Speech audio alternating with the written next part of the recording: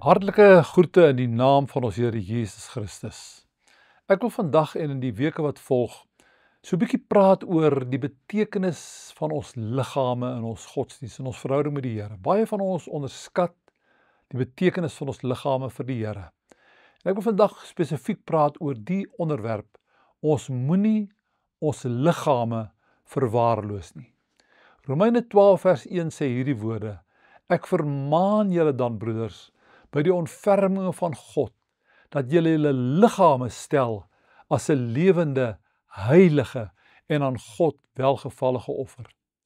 Dit is nie God se wil dat ons ons liggame verwaarloos nie. Hy het ook ons liggame geskape en ook dit behoort aan hom. Om goed na jou liggaam om te sien, beteken onder andere ook dat dit die nodige oefening sal kry. En dit is nie ongeestelik nie.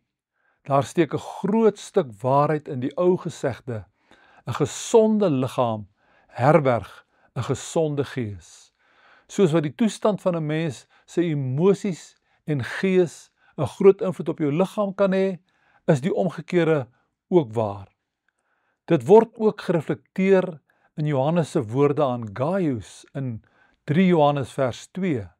Daar staan hierdie woorde: Geliefde vriend, ek hou ook aan bid dat dit in alle opsigte met jou goed mag gaan en dat jy net so gesond sal wees soos dit geestelik met jou goed gaan. Dit is 'n feit dat 'n ongesonde leefstyl en gebrek aan oefening ons vatbaarheid vir vele siektes vergroot. Mense eet en drink hulle dikwels siek en wil dan die Here vra om hulle gesond te maak. Ek moet in alle oot moet sê, ek het nie baie vrymoedigheid om daarvoor te bid nie.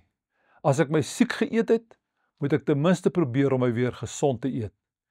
Ek mag dalk onsimpatiek klink, maar versoek ek nie die Here wanneer ek willens en wetens weens my leefstyl siek word en dan verwag die Here moet my gesond maak nie. Paulus is inderdaad reg wanneer hy in 1 Timoteus 4 vers 8 sê dat liggaamlike oefening wel waarde het.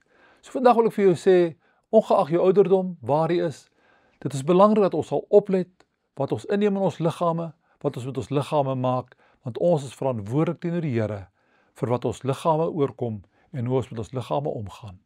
Kom ons bid saam.